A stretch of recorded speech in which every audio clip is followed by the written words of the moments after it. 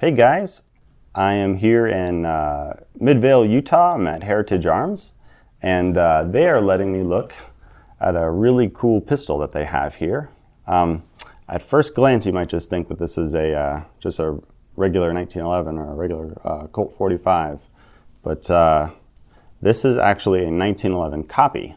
This isn't a real Colt-made 1911, even though it says it across the slide.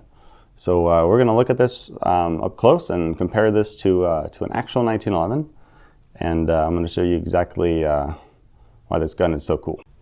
Okay, so you can see here, the camera will focus, see government model Colt automatic caliber 45.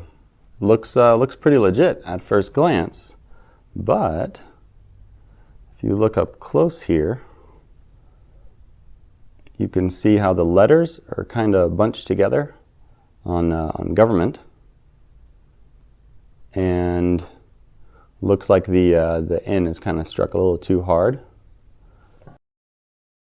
Then with the slide serrations, you'll notice that there are some slight imperfections along the top where some of these go a little bit too high up than the rest.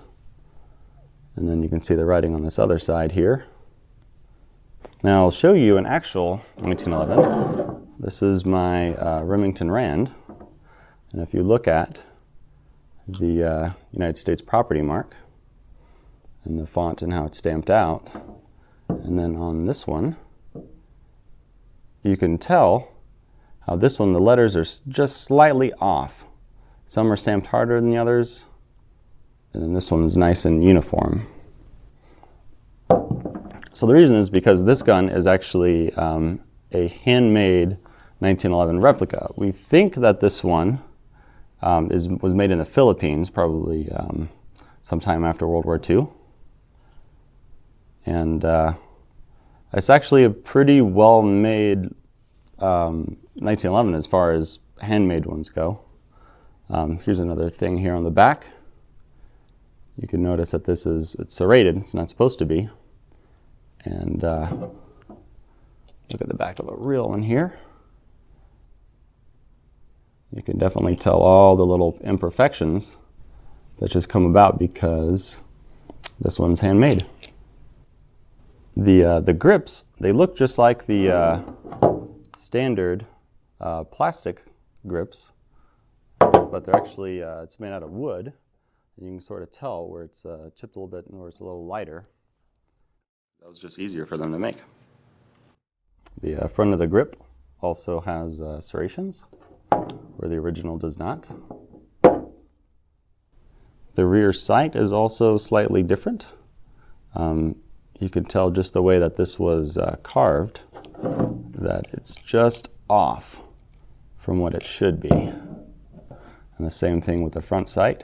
See the blade on the front sight is a little bit taller, a little bit longer, and a little bit skinnier than it should be. Also here you can see this plate here on the back, how it looks like it's kind of roughed up on the top, and that is actually from it being hand carved.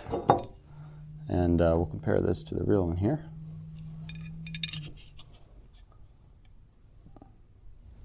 Okay, and you can see the machine marks in here. It's a little bit more crude